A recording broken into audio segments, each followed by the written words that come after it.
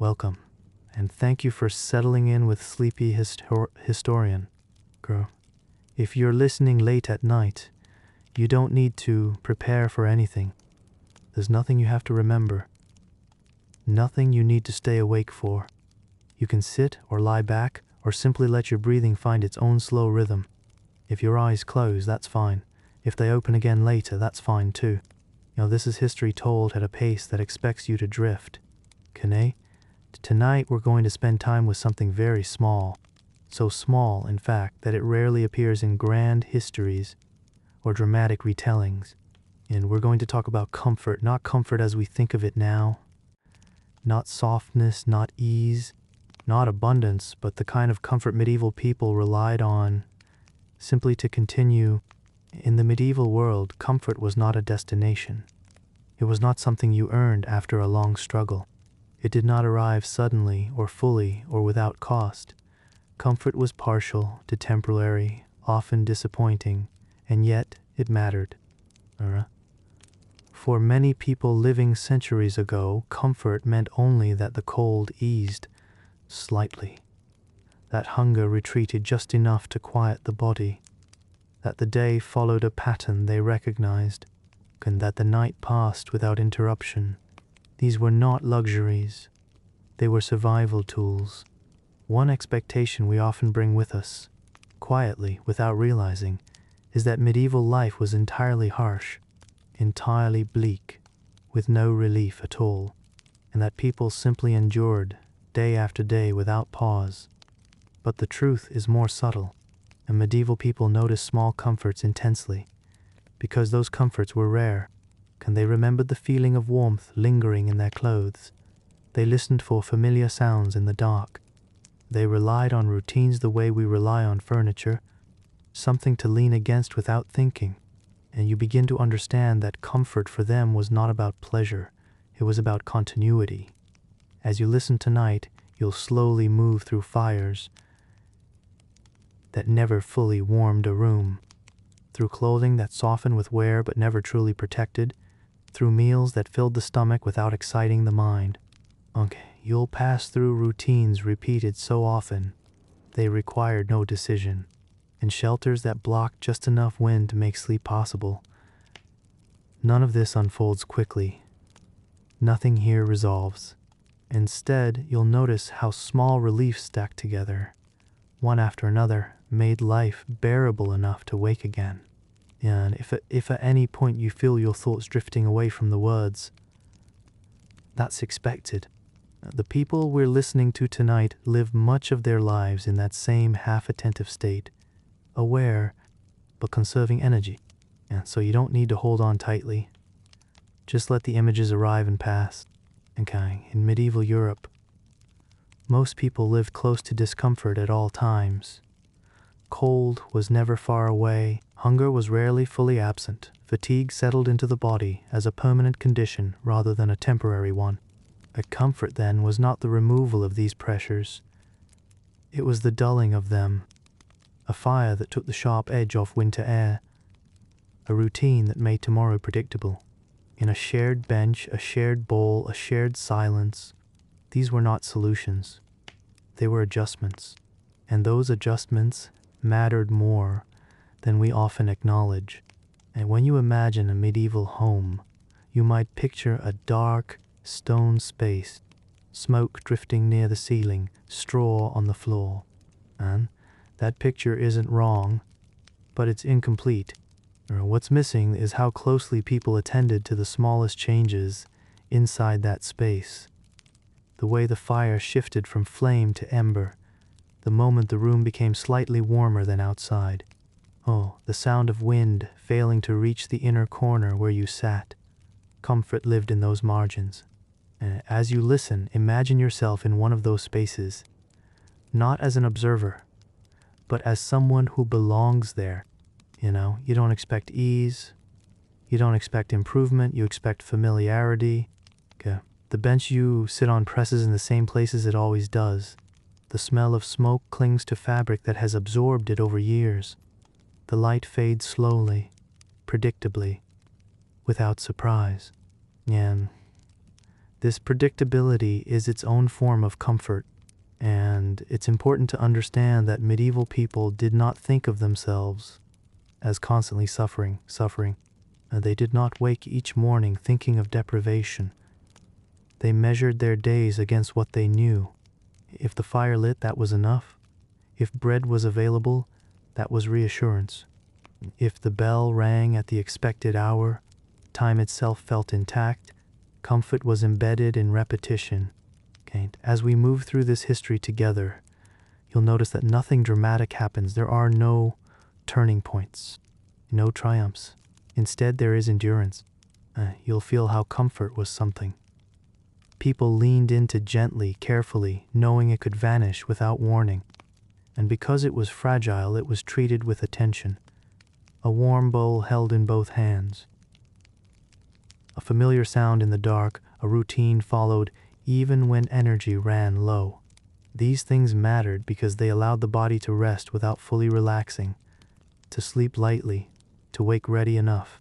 You might notice as you listen that some of these comforts still exist around you now, transformed, expanded, taken for granted.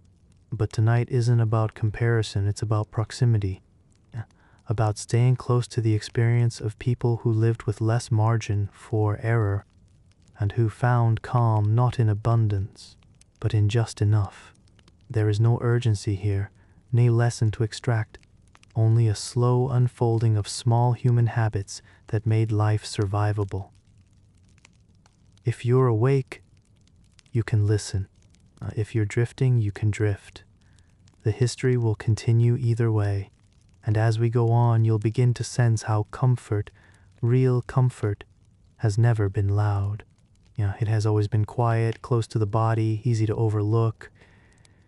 So let your breathing slow, let your attention soften, and we'll begin gently with the first and most unreliable comfort medieval people relied on.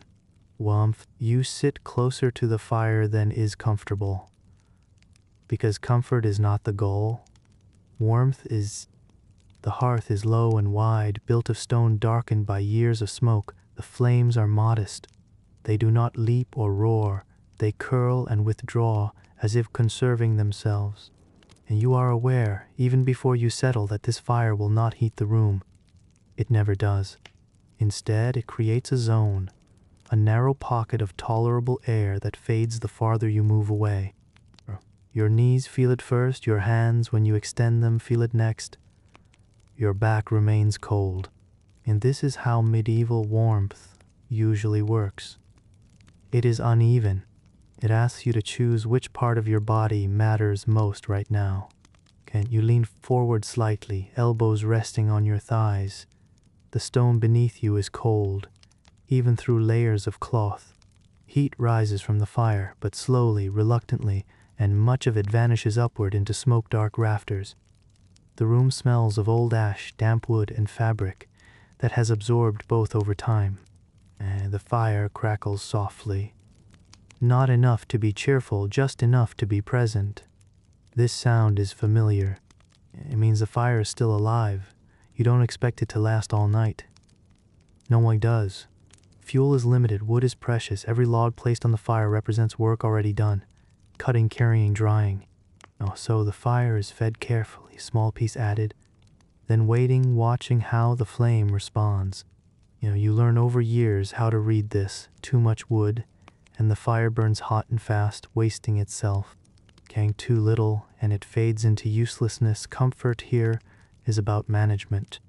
As you sit, you become aware of the slow return of feeling to your fingers. Not full warmth, just easing of stiffness. The ache dulls slightly, that is enough. Around you, others position themselves according to the same quiet logic. No one claims the best place outright. You take turns, shifting subtly, inching closer when space allows. Bodies rotate like items on a spit. Front warming, back cooling, then switching again. This movement is unspoken, habitual.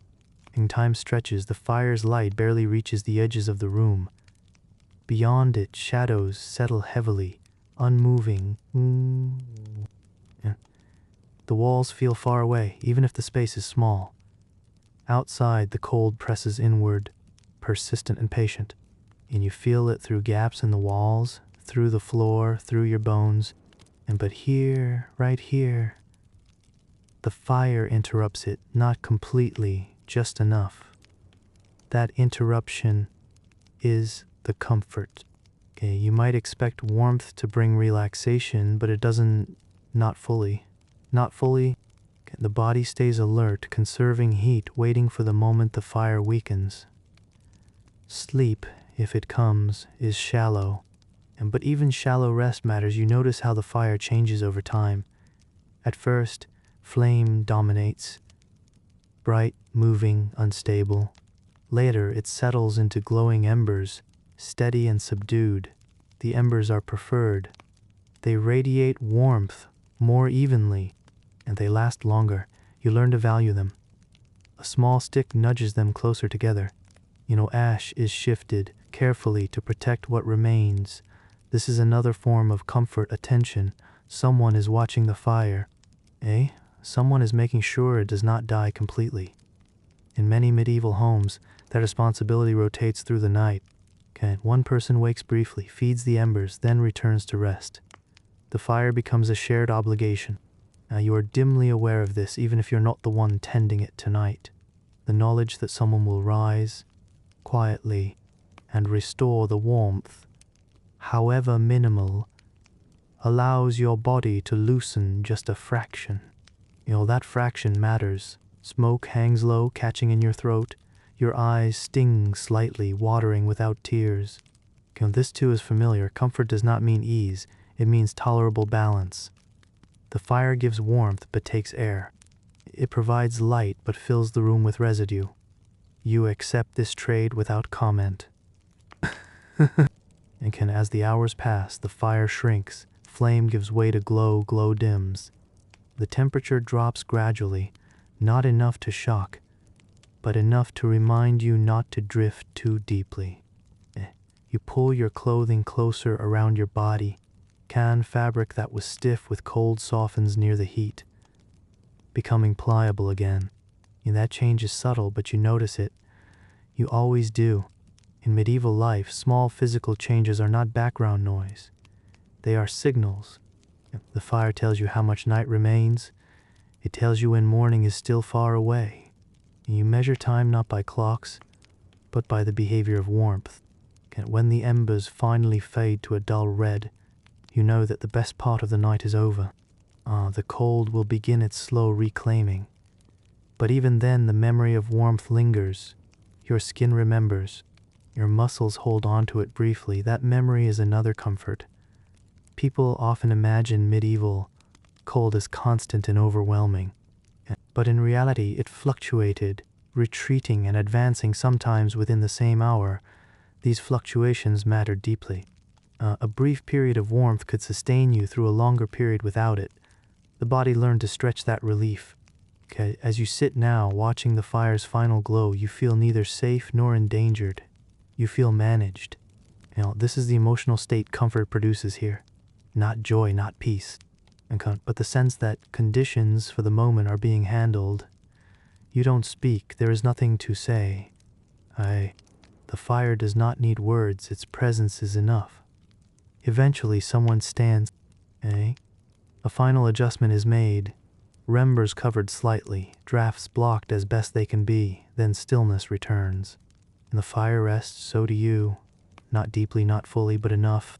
And in the medieval world, enough is often all that stands between waking again and not. When you step away from the fire, the cold reaches you immediately.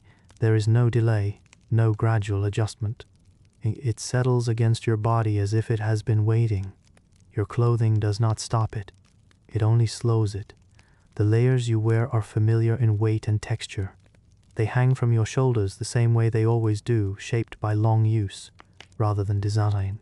Wool against linen, linen against skin. None of it is new, none of it is smooth, but it is yours, and medieval clothing rarely fits well.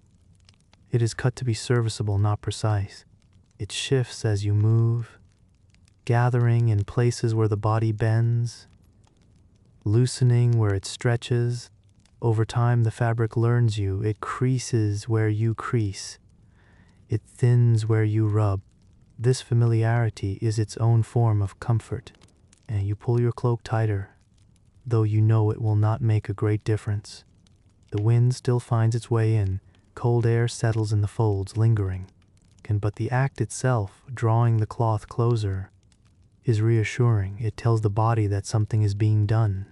A wool is heavy when damp, and it is often damp, and moisture from the air, from breath, from long hours of wear, never fully leaves it, and the cold clings to that dampness.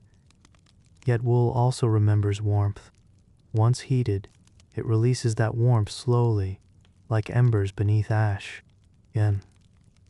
You notice this when you return to the fire, after moving about. Again, the first moments near the heat feel different now. Your clothing warms before your skin does, and the outer layers soften, relax. That softening matters. Stiff fabric rubs and resists. Soft fabric moves with you. As you sit, you feel the weight of the cloth settle again into its accustomed places. The pressure is steady, almost grounding in bed. Or what passes for one clothing is not removed, and you sleep in it, you wake in it.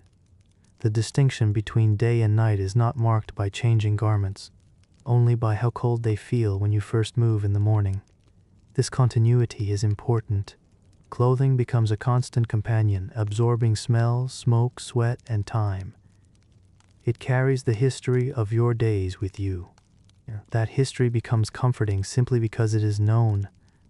You know which sleeve feels tighter, which seam presses against your shoulder, which part of the hem always brushes your ankle. There is no surprise here. And cold still reaches you though, especially at the edges. Your hands are the first to lose feeling, then your feet. You wrap your hands in the extra length of your sleeves, rubbing them together slowly. And the fabric is rough but familiar, the friction helps. A little. Shoes, simple leather, often thin, do little to protect against frozen ground. You learn to shift your weight to keep moving when you can. Stillness invites cold, but even imperfect clothing creates layers of delay. Cold takes longer to reach the skin. Heat takes longer to leave. This delay is everything. You come to understand your clothing not as protection, but as buffering. It buys time. In wind, you turn your body slightly, presenting less surface, and you tuck your chin down, reducing the gap at your neck. These adjustments are automatic. You make them without thought. Comfort here is not passive, it is practiced. There are moments when clothing does provide real relief, and after time near the fire, when the fabric holds warmth briefly, or when you layer more than usual, an extra shawl, a borrowed cloak, the weight increases, movement becomes slower, but the body feels held. That sensation, being held, is rare enough to notice. Even then, the cold is patient.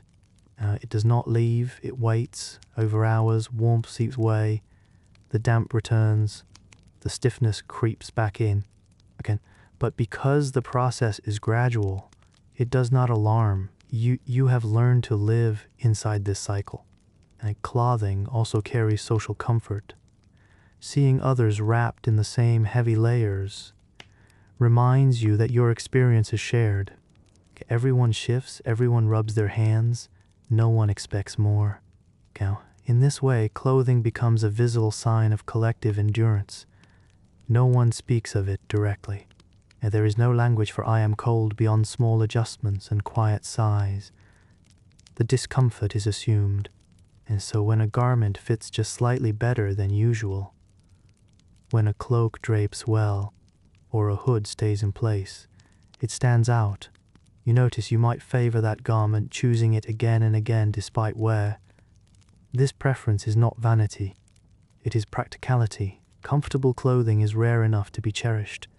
Even when garments wear thin, they are kept, patched, repaired not because they are good, but because they are known. Unknown fabric is unpredictable. It might rub. It might chafe. Familiar discomfort is easier to manage than new uncertainty. As night deepens, You settle into stillness again. Your clothing cools slowly, matching the air. You tuck yourself inward, minimizing exposed skin, and the body curls slightly. Not from fear, but efficiency. In sleep, you remain aware of your layers. You feel them shift when you move. You wake briefly when the fire weakens and clothing reaches the limit of what it can hold. You turn almost without thinking toward others. This is not a decision made aloud. It is not discussed. It is simply understood that warmth, life, food, and time is something that can be shared. You sit closer now, close enough to feel the presence of another body beside you, not touching at first, but near enough that the air between you changes. The cold moves differently in crowded spaces. It becomes less sharp, more muted. Bodies release heat constantly. Even when still alone, that heat disappears into the air, and together it lingers. You notice it most when someone shifts away. The space they leave behind cools quickly, reminding you what had been there. So you adjust, subtly closing the gap. There is no embarrassment in this. No sense of intrusion. Privacy in the medieval world is not measured by distance. It is measured by attention. You can sit shoulder to shoulder with someone and still be alone, as long as neither of you demands anything from the other. This closeness becomes more pronounced at night. Sleeping arrangements are practical, not personal. You rest where space allows. Benches, straw pallets, lofts, all filled efficiently. Children curl near adults. Adults arrange themselves to minimize drafts. Animals are sometimes brought inside, their warmth valued more than the inconvenience. The smell of animals mixes with smoke and damp fabric. It is not pleasant, but it is reassuring. It means life is nearby. As you settle, you become aware of breathing around you. Slow, uneven, familiar. The sound of breath in the dark is one of the most reliable comforts available. It confirms that others are enduring the same night. You are not watched, you are not alone. The body responds to this in ways that are difficult to articulate. Muscles loosen slightly. Breathing synchronizes. Unconsciously, you sleep lighter but longer. Shared warmth is never perfect. Someone always moves. A knee presses where you did not expect it. An elbow intrudes briefly. You wake, shift, and settle again. These interruptions are mild. They do not startle. They are part of the night's texture. When cold becomes sharper, people instinctively turn inward, forming loose clusters. The outer edges bear the worst of it. Those in the center fare slightly better. This arrangement changes slowly as people wake and sleep in turns. No one keeps track, it balances itself. You might rest near someone you barely know, a distant relative, a fellow worker, a neighbor. Their identity matters less than their warmth. This is not intimacy, it is practicality. In some homes, animals sleep close as well. Dogs, sometimes livestock, their bodies radiate steady heat. Their presence is grounding. They shift and breathe and occasionally sigh. Sounds that blend into the night. These sounds, like the fire earlier, signs that nothing has gone wrong. Silence. Complete silence would be alarming. Proximity also offers protection from fear. Though fear is rarely named, the dark carries uncertainty. Shared presence pushes it back slightly. You feel less exposed. The body curls inward, limbs tucked close, space is conserved. And when you wake briefly in the night, unsure of time, the warmth beside you reassures you that hours still remain. Morning is not yet expected. You return to rest. In these moments, comfort is not about physical pleasure. It is about density. More bodies mean less space for cold, for sound, for uncertainty. You understand this without thinking. It is why people gather instinctively during winter. Why isolation feels heavier then. The closeness is not constant, and during the day, work pulls people apart. But at night, endurance brings them back together. In the morning, when you rise stiff and cold, you feel the absence immediately. The warmth disperses. Each person takes their heat with them, but the memory remains. That memory makes the next night easier to face. Shared warmth does not solve the problem of cold. It only delays it. But delay is often enough. In the medieval world, survival is rarely about overcoming conditions. It is about outlasting them, and proximity, quiet, unspoken, practical proximity, is one of the simplest tools available. As you rest now, listening to breath and movement around you, you are held not by comfort as we imagine it today, but by something older and more modest. The knowledge that you are not enduring alone, and that for many medieval people was enough to let sleep come. Not deeply, not completely, but long enough. The morning does not arrive suddenly. It seeps in. You wake not because you feel rested, but because your body has decided that enough stillness has passed. The cold has worked its way back in. The shared warmth of the night has thinned, and you open your eyes into dimness. The fire is low, sometimes nothing more than grey ash, and a suggestion of heat beneath it. The air feels heavier now, damp with night. You do not linger. Lingering invites stiffness. You shift slowly at first, testing joints that have cooled and tightened. There is a familiar ache in your back, your knees, your shoulders. This ache is not alarming, it is expected. It tells you where you are in the day. Morning tasks begin almost immediately, not because there is urgency, but because movement is warming. And you rise, adjusting your clothing, pulling fabric back into place. The garments feel colder now than they did when you lay down. They have absorbed the night air. You do not remove them. There is no warmer alternative waiting. Instead, you begin. The first tasks are simple, repetitive, and deeply familiar. They require little thought. Ashes are stirred. Embers, if any remain, are coaxed gently back to life. A small piece of fuel is added, never more than necessary. Watching the fire wake is one of the day's quiet rituals. You know how long it should take. You know how it should look. This predictability is calming around you. Others are moving as well. Not all at once. Not in coordination. Each person rises when their body insists. There is no conversation yet, and voices come later.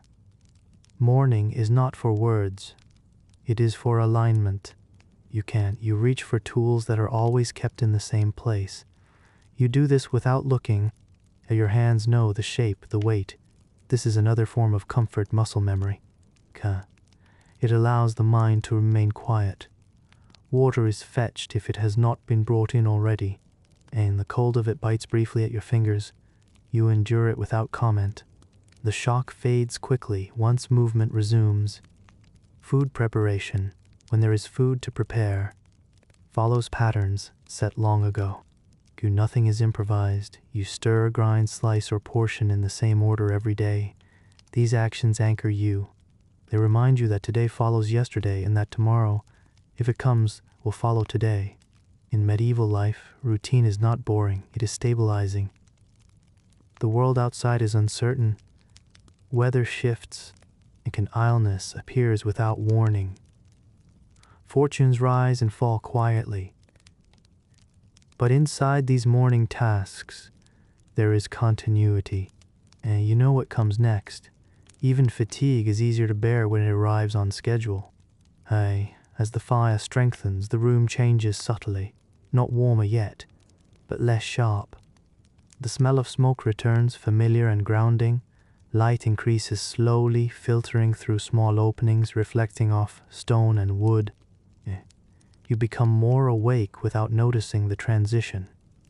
Your body warms from the inside as movement continues. Blood flows more freely, stiffness recedes slightly. This too is comfort, not ease, function. Morning routines do not promise a good day. They promise a day that makes sense, and that promise matters. So, you notice how the repetition calms others as well. No one asks what must be done. Everyone already knows. This shared understanding reduces friction. It allows people to exist together without constant negotiation. Yes, silence persists, but it is not heavy, it is efficient. In some places, bells mark the morning hour. Their sound travels slowly through mist and cold air. When you hear it, you do not rush. The bell is not a command, it is a confirmation. Time is moving as expected. The sound connects you to others beyond these walls. People waking, moving, beginning the same sequences. This knowledge is comforting in ways that are difficult to name. You are part of a larger pattern. As the morning settles, voices begin to appear. Low, practical exchanges. But the most important work has already happened. Your body has transitioned from rest to readiness. Your mind has aligned with the day. Routine has done its quiet work. And by the time you step outside or turn fully toward labor, you are no longer thinking about warmth or cold. You are simply in the day. And that, in the medieval world, is one of the most reliable comforts there is. You hear the bell before you see anything change. It arrives through the air slowly, as if testing the space between you and its source. The sound is not sharp. It is rounded by distance, by mist, by walls. One strike, then another.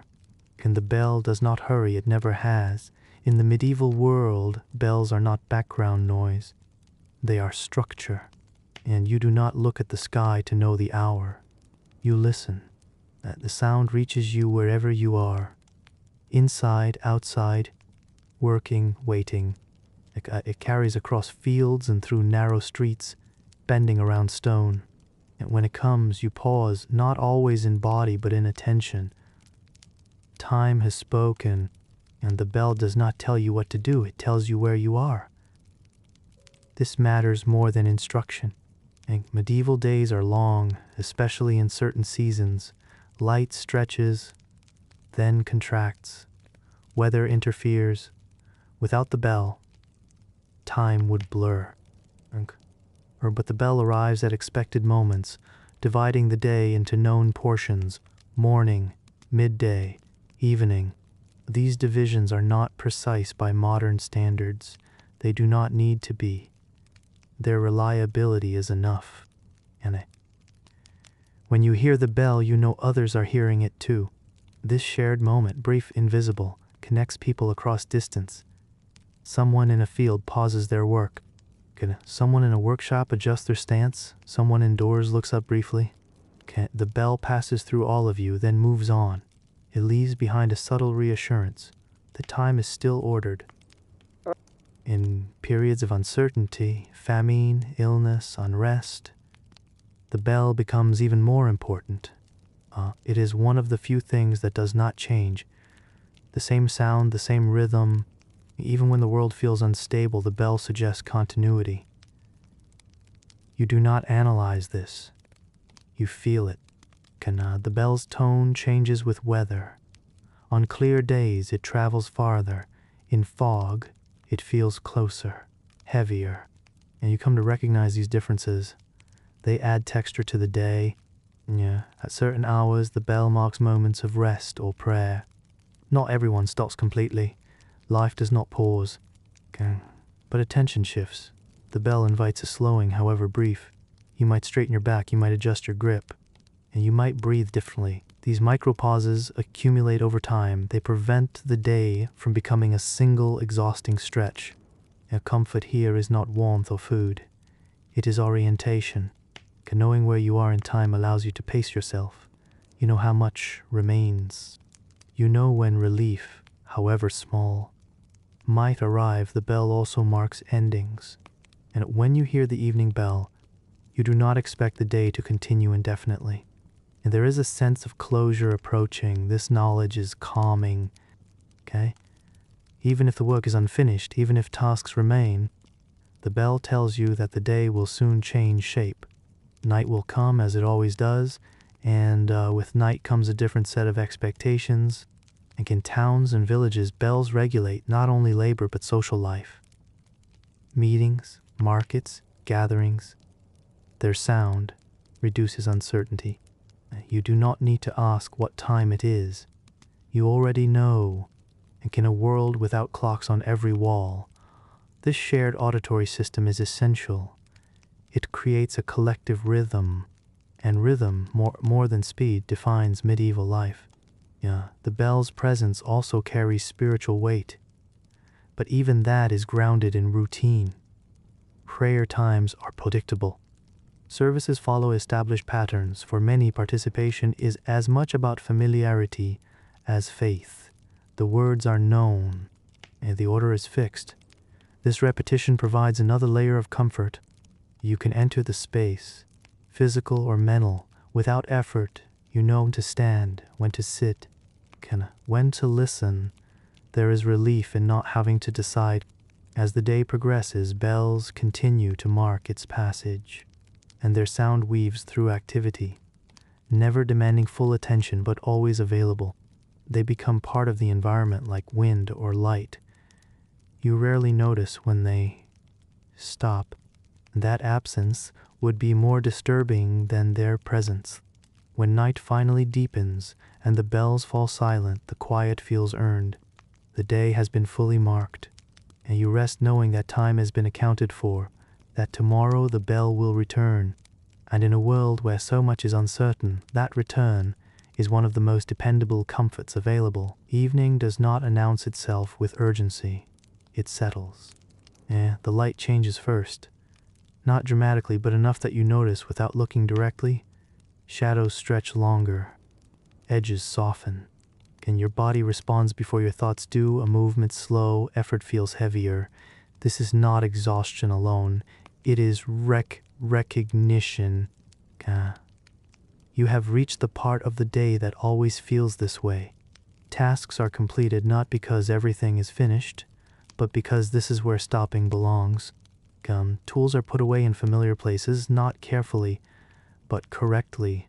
You know where they go without thinking. You have done this many times before. This repetition is reassuring, and it tells you that the day has followed its expected arc. As evening deepens, routines narrow. The number of choices decreases. This reduction is welcome. You sit where you usually sit, and you stand where you usually stand. The bench fits your body in a way that feels earned rather than designed. It presses in the same places it always does. That pressure confirms where you are. Inside, the fire is encouraged again, not to warmth, but to presence. A small flame is enough. The goal now is not productivity, it is containment, keeping night at a manageable distance. Food, if there is food, is eaten slowly, not ceremonially, just deliberately. You do not rush what little warmth and fullness it provides. Conversation, when it happens, is low and sparse. Many evenings pass with very few words spoken. This silence is not awkward. It is restful, facile. The day has already required enough effort. Evening is for narrowing attention. You listen to familiar sounds, the shift of others settling, the fire adjusting, the distant noise of the outside world quieting. These sounds overlap with memory. They remind you of previous evenings that ended the same way. That reminder is comforting. You are not surprised by night. As darkness fully arrives, there is no sense of loss. You expected this. And candles or lamps, if present, are used sparingly. Light is valued, not wasted. Shadows claim most of the space, and you do not try to push them back. Instead, you adapt. Movement becomes careful. Steps are measured. This caution is habitual. You are not afraid of the dark. You are accustomed to it. Evening routines often include small acts of order, closing shutters, securing doors, checking animals. These actions are repeated nightly, regardless of conditions. They provide a sense of completion. You know that for now, everything that can be done has been done. The rest will wait until morning. That knowledge allows your body to shift toward rest. Clothing is adjusted, not removed. Layers are arranged for sleep rather than work. This transition is subtle but meaningful. It marks the boundary between effort and endurance. You take your place among others, or alone if circumstances require. In either way, the evening feels familiar. You do not expect comfort to improve from here. You expect it to hold steady. That expectation is realistic. As you lie or sit in stillness, the mind wanders less. Thoughts slow, not because they are guided, but because there is nowhere urgent to go. The bell, if it sounds again, confirms what you already know. Night has begun. This confirmation brings relief, and you are no longer required to produce or progress. You are allowed to persist quietly. Sleep may come quickly or it may not. Both are acceptable. The night will pass either way. Evening repetition. This gentle return to the same positions, the same sounds, the same low light is one of the medieval world's most dependable comforts. It does not promise rest, it promises recognition. You have been here before, you know how this unfolds, and that knowledge, repeated night after night, is enough to let the body settle. In the medieval world, hunger is rarely sudden. It is steady. It rests quietly in the background of daily life, familiar and expected. You wake aware of it. You work alongside it. By night, you know it follows a natural rhythm. So, when food arrives, especially warm food, it carries a meaning beyond pleasure. It brings a sense of ease. The bowl is simple, or heavy, worn smooth in places by years of use, means you hold it with both hands, not because it is precious, but because warmth travels better that way. Steam rises gently, then fades into the cool air. The porridge smells faintly of grain and water. There are no sharp scents, no surprises. This is intentional. A familiar taste settles the body after a long day. You bring the bowl closer, letting the heat reach your face before you eat. This pause is habitual. It gives the body a moment to prepare. When you take the first mouthful, the texture is exactly as expected. Soft, thick, neither smooth nor coarse. It fills the mouth without demanding attention. Warmth spreads slowly from your throat to your chest. The feeling is gentle but noticeable. That is enough. As you eat steadily, not quickly. Rushing would waste the comfort. Each spoonful, or hand if utensils are not used, follows the last at an unhurried pace. The goal is not fullness, it is stability. Porridge does not excite the senses, it does not invite indulgence. It anchors you, its predictability matters more than its flavor. You have eaten this before, you will eat it again. That continuity makes it safe. In times of scarcity, when meals are uncertain, porridge represents reliability. Grain stores, if maintained, can stretch far. The meal might be thin, more water than grain, but warmth remains. That warmth is the true comfort. As you eat, others around you do the same. The sound is minimal, soft movement, occasional scraping. There is no conversation required. Food does not need commentary. In these moments, hunger recedes just enough to allow the body to focus elsewhere. The ache dulls. The edge softens. You feel less hurried. The porridge settles heavily in the stomach, providing a sense of weight.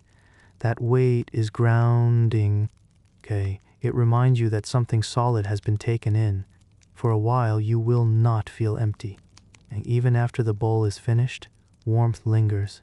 And you keep the bowl in your hands a moment longer, letting the last heat seep into your fingers. This gesture is small, but deliberate. Comfort here is extended through attention. Once the bowl is set aside, the body adjusts again. Hunger does not vanish. It waits.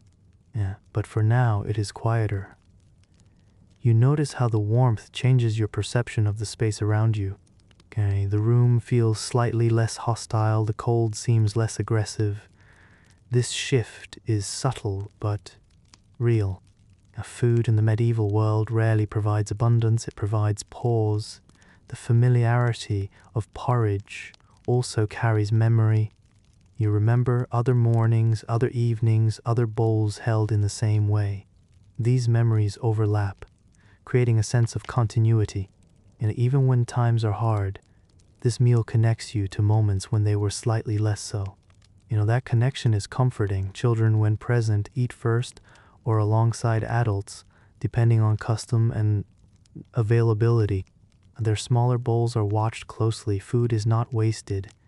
Every movement around the meal is careful. This care reinforces its importance. You are aware always that there may be less tomorrow.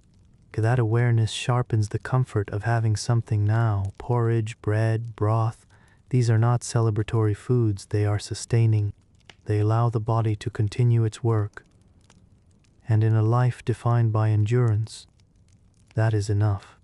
And when you finish, you do not expect satisfaction, you expect to be able to stand, able to work, able to endure the next stretch of time.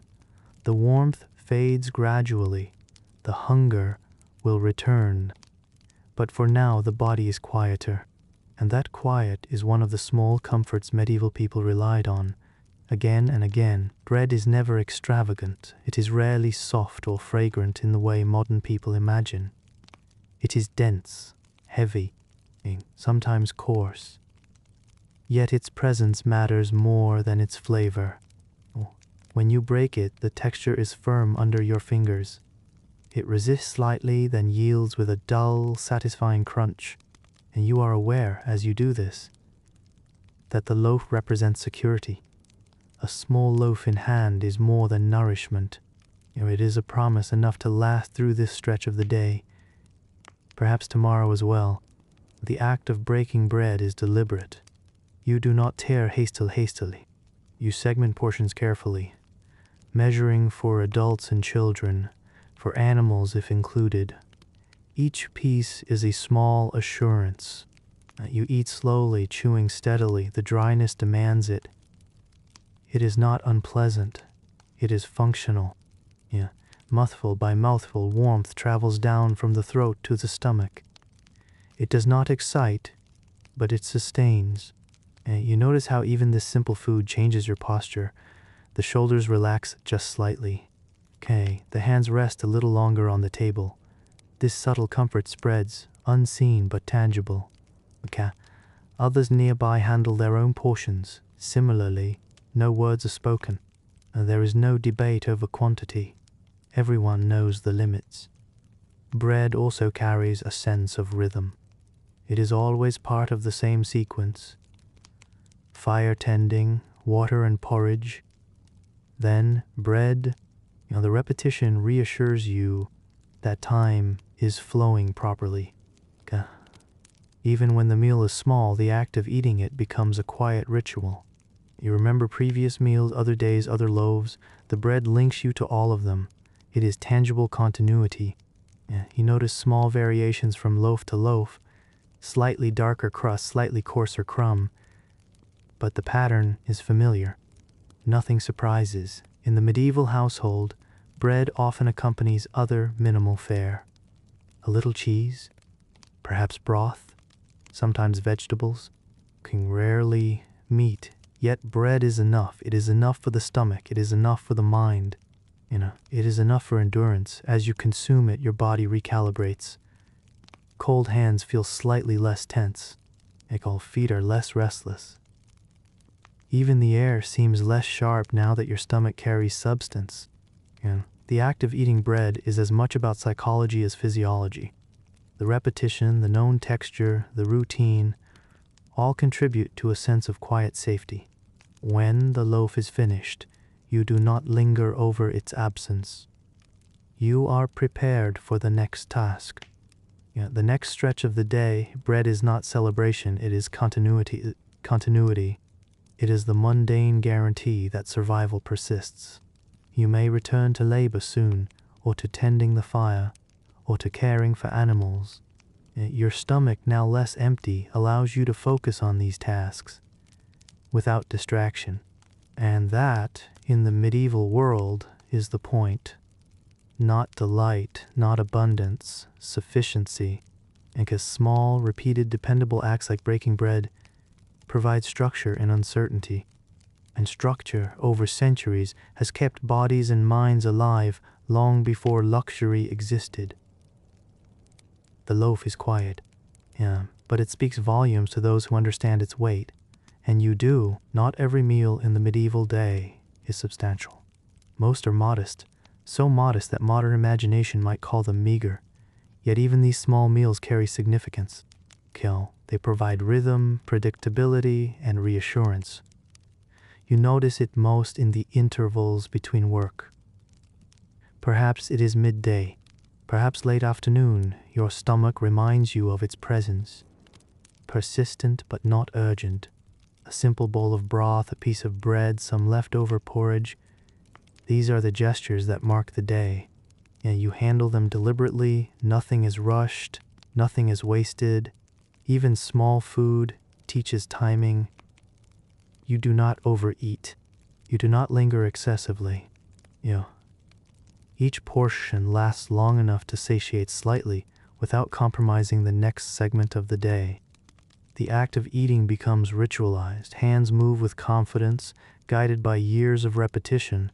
Your body anticipates the motions. The mind, freed from planning, drifts lightly. You are aware of the warmth rising from the meal. It travels slowly through your chest, filling hollows that were tense moments before. And even if the meal is small, that warmth matters more than the calories themselves. Others nearby eat similarly. Can their actions mirror yours without coordination? You are alone in focus, together in practice. The rhythm of eating, the quiet scraping of spoons, the gentle shift of bowls, the soft exhalations after each bite, forms an invisible pattern. It measures time as effectively as a clock. Each day is punctuated by these small intervals, and they are predictable, consistent, and reassuring. You notice your hands, they are steadier now, less rigid from the cold. The limbs relax slightly, conditioned by nourishment. Movement flows easier. You also notice your mind. It drifts without anxiety. Tasks still exist, but they seem manageable. Small meals, though unremarkable in quantity, anchor perception. They remind you that your body continues to function, that tomorrow is possible. Even the smallest food carries social reassurance. Sharing a bowl or loaf, passing portions quietly, maintaining balance without discussion. These acts reinforce a collective endurance. Everyone knows the rules, everyone benefits. The act of distributing food becomes ceremonial in its quiet efficiency. No one takes more than their share. No one demands. This practice reduces uncertainty, which is often heavier than the physical hunger itself. And as the meal concludes, you set the bowl aside. The warmth lingers briefly. The body adjusts. The stomach carries enough to maintain effort. Even if hunger returns hours later, you know the pattern will repeat. You know that there will be another meal, however small, however modest. That knowledge steadies you. The medieval day is full of uncertainty, weather, labor, cold, illness. But the pattern of small meals provides consistency. Even a meager broth eaten deliberately and shared wisely communicates. You will endure. You are not forgotten. Life continues. And you rise from the meal with no fanfare, no celebration, no satisfaction, beyond quiet sufficiency. Can you continue with your day, aware of the cycle? The reassurance of small, familiar meals allows you to persist. It allows the body to move, the mind to remain calm, and for many medieval people, that was the most meaningful comfort of all. By mid-afternoon, your body has accumulated weight, not of things carried, but of motion itself. Muscles tighten, joints stiffen, back, shoulders, legs, all signal the day's passage with subtle aches. This discomfort is constant, but never urgent. It is familiar. You learn to notice it without alarm. When you pause, even briefly, these sensations become more apparent. You sit on a rough bench, lean against a wall, or rest on a pallet of straw. The body appreciates these small intervals. Relief is not dramatic. It is slow, almost imperceptible. As you shift weight, you feel the tension ease slightly. A leg stretches just enough. The shoulders roll unnoticed by anyone else. Each minor adjustment is a small pleasure. You become aware of the ways your body remembers these movements. and you know exactly how far to lean to avoid aggravating stiffness, and which muscle to flex to release a tight knot in the back, which angle keeps the legs from tingling. Pain in this context is not debilitating. It is a map. It shows where attention is needed. It signals where comfort can be found. The cold, too, has a role here. It pinches muscles briefly, making motion sharper, more precise. You use it to gauge limits. When resting, you notice small comforts. A slope of a bench that fits your back. A warm patch of sunlight through a narrow window. The soft press of clothing against skin where it has softened over long use. These moments are fleeting but cumulative. They remind you that even in endurance, the body registers satisfaction. The medieval person learns these sensations almost intuitively. Pain is balanced with release. Cold is met with warmth where possible. Exertion is offset by deliberate stillness. There is subtle artistry in this daily negotiation. You rest, then rise again, knowing precisely how much you can endure. The body adjusts, flexing muscles to prevent strain, using familiar positions to reduce friction. And can even the smallest comforts, cleaning on a wall, rolling a shoulder, rubbing hands together, accumulate significance. They are markers of survival. Movement resumes gently. Each step is deliberate, measured. Each adjustment conserves energy while maintaining readiness. The pleasure of movement after stillness is quiet. No dramatic relief, no sudden comfort, and just a recognition the body is functioning as it should. But pain is a companion, not a master. It guides you towards small, repetitive pleasures that sustain endurance. By observing these patterns, you become aware of your own limits and capacities. And in that awareness, there is calm. You do not strive for absence of discomfort. You strive for familiarity. And because familiarity, repeated day after day, is a kind of security the medieval world could offer, cleanliness is rare in the medieval day. But when it occurs, it is deliberate, even ritualistic. And a small basin of water, perhaps heated over embers, becomes an event in itself.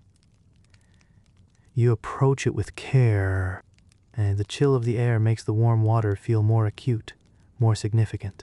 Steam rises slowly, carrying with it the faint aroma of ashen hearth. You do not splash or hurry. Your movements are measured, hands are washed first, fingertips rubbing against palms and nails. The texture of soap, if present, is rough and fragrant in a muted way. Water trickles, cool at first, then warm. The act is sensory. Cold air brushes exposed skin. The warmth of the water spreads gradually. You notice how it follows the lines of the hands, the joints, the folds of the wrist. Washing the face follows, slow and deliberate. Eyes squint briefly against the heat, against the splash, against the sudden awareness of skin against water. You are careful. And this is not indulgence, it is management. Every motion is repeated because it has worked before. There is no improvisation. There is no haste. You might use a cloth, rough folded multiple times, to scrub the hands, face, or arms. The friction is minor but noticeable. It sharpens awareness of touch, of boundary between body and world. And for many, bathing is externalized to certain days, ritualized, rare enough that it carries anticipation, even subtle pleasure. Now, even if incomplete, the ritual brings a sense of order. You feel the water run along the curves of your wrists, your elbows, your neck. The muscles that held tension begin to release slightly. The skin prickles in response. Cleanliness is a temporary gift. It does not last long in a world of constant work and cold. But the act itself, measured, repeated, is sustaining. Tiny rituals extend beyond bathing. A careful combing of hair, smoothing a garment, arranging tools or personal objects in familiar order. These are all subtle pleasures. They create microstability in a day that is otherwise unpredictable. The medieval person, limited in comfort and choice, learns to appreciate these tiny acts. They offer control over small domains. Each motion is deliberate, each repetition confirms continuity. Even the smallest action, wiping a table, rearranging a sleeping pallet, folding a cloth, can be comforting. It tells the body and mind that you are maintaining order, however modestly, in a world that does not guarantee it. And the water cools, you finish. A cloth dries your hands and face. Your body feels subtly refreshed, though not fully. The warmth lingers in your chest. The damp chill remains at the extremities. Yet the ritual has succeeded. It has reminded you that some aspects of life can be controlled, if only in small increments. These tiny pleasures are cumulative. Even if interrupted or fleeting, they contribute to endurance. And by practicing them daily, the medieval person creates pockets of calm, micro-oases of reassurance. The body, having been attended to, feels slightly more capable. The mind, having guided its motions carefully, feels steadier. And when the day continues with cold labor and repetition, you carry this subtle stability with you. As the day wanes, your body craves stillness. Not sleep yet, not fully, but a pause, a moment to acknowledge its own endurance. You sit or lie, letting limbs stretch slowly. Hands flex, fingers open and close, testing circulation. Shoulders roll gently, muscles lengthening in familiar arcs. These motions are subtle, almost imperceptible. Yet they carry attention, and attention carries comfort. The back arches lightly, then relaxes. Your neck muscles shift as the head tilts, eyes closing briefly to savor the quiet. Movement is neither hurried nor dramatic. It is deliberate. Even the smallest adjustments are noticed. Each shift of weight, each stretch of a leg, a wrist, or a foot registers in the mind as a moment of calm acknowledged. And the body, through these minor gestures, reminds itself that it persists, that it can endure. You breathe slowly, not in response to fear or exertion, simply because inhalation and exhalation are available, measurable, predictable. The air in the room shifts with the body. Cold edges mingle with the faint heat from embers or sun through small windows. Muscles respond subtly to warmth and pressure. Stretching is a dialogue between the body and its environment. You notice small sensations, the pressure of a bench, the firmness of a straw pallet, the grain of wool against skin. These details are comforting, anchoring your awareness in the present. Sometimes you shift slightly again, not because you must, but because the body remembers small patterns of ease. The medieval person becomes attuned to these micro-comforts. They matter more than luxury. They sustain endurance. Even minor discomforts, stiff joints, cold extremities, are softened by awareness. You anticipate tension, adjust posture, and allow the body to respond. Other senses engage quietly. The crackle of fire, the faint aroma of smoke or food, the hush of companions nearby. All of these feed into awareness, creating a calm rhythm. This gentle attentiveness to self, space, and others is a practice of endurance. It is not rest in the modern sense, it is rest as preparation. Preparation for the hours still to come, for the continuation of labor, for the persistence of survival. Even as you stretch, you notice your mind slowing. Thoughts drift lightly, untethered from urgency. Attention is narrow, focused on the body and its immediate environment. Time stretches. Minutes feel slightly longer, and the body feels subtly lighter, even when still. This deliberate acknowledgement of sensation is soothing. It does not chase away fatigue, it frames it, making it tolerable. The medieval day demands endurance. The small pleasures of stretching, subtle shifts, and gentle awareness provide moments of grace amid effort. And when the pause concludes, you rise or move again, carrying the knowledge that these small intervals exist. They can be repeated tomorrow, and the day after. These micro moments of calm are invisible to others, but essential. And can in them the body and mind learn that persistence is not only possible, but quietly manageable. And so you continue, sustained by awareness, ready to face the remainder of the day or the coming night with measured endurance and subtle reassurance. You have moved through the day as it once was, slow, deliberate, measured. You have witnessed the small comforts that carried people through centuries, before clocks, modern heating, or convenience. And now, in the quiet of this final reflection, you allow yourself to notice the contrast with your present world. Modern comfort is immediate. Heat arrives at the flick of a switch. Food appears without effort. Pain is often forgotten rather than acknowledged. Time is counted in precise seconds, and each moment demands productivity. But in the medieval rhythm, life was not measured this way. It was felt, it was endured. It was observed in the small, subtle gestures that repeated day after day. You think of warmth, not from a thermostat, but from a hearth coaxed carefully back to life.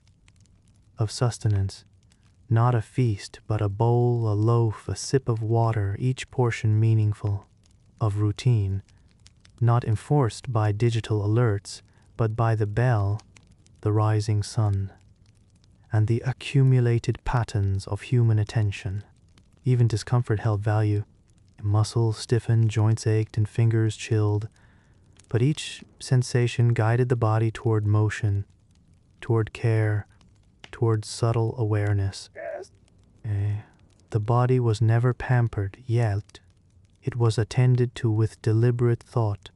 You can imagine resting beside the embers as the night deepens. The fire dwindles to embers that glow softly in the dark. The smell of smoke lingers, mingling with the faint warmth of food recently consumed. The low murmur of companions, if any, blends with the hush of the outdoors. There is no sudden resolution, no climactic ending to the day. There is only the gentle release that comes from knowing you have persisted. You breathe slowly. Each inhalation and exhalation is measured. Your body feels its limits, its capacities, its endurance. And you acknowledge them without urgency, without judgment. Even if sleep does not arrive immediately, your awareness of small comforts, warmth, food, movement, ritual, softens the edges of consciousness. It prepares you to drift naturally into rest, and when sleep finally comes, it is neither hurried nor forced. It is simply the next continuation of the day's rhythm, the same rhythm that carried countless medieval people through countless ordinary days. You carry with you the quiet knowledge of these practices, how warmth, routine, sustenance, and gentle awareness can sustain a person, how small, deliberate acts, done day after day, create endurance, stability, and subtle comfort. This is the inheritance of the past. Not in grand events, not in battles or crowns, but in the everyday details that shaped life for those who came before. And in your modern presence, you feel their echoes, the slow warmth of a hearth, the measured rhythm of routine, the quiet reassurance of small meals. Even in the distance of centuries, their endurance offers you calm. You exhale fully, allowing the shoulders to release tension, the hands to rest, the mind to drift. The world outside continues, unhurried and unobserved for this moment. You are here, in the gentle stillness of reflection, carrying the subtle knowledge that survival, in its quietest form, is also comfort. This is Sleepy Historian. Thank you for listening, for pausing, for drifting alongside centuries of quiet human endurance. Return when you wish, and let the rhythm of the past once again carry you softly through time.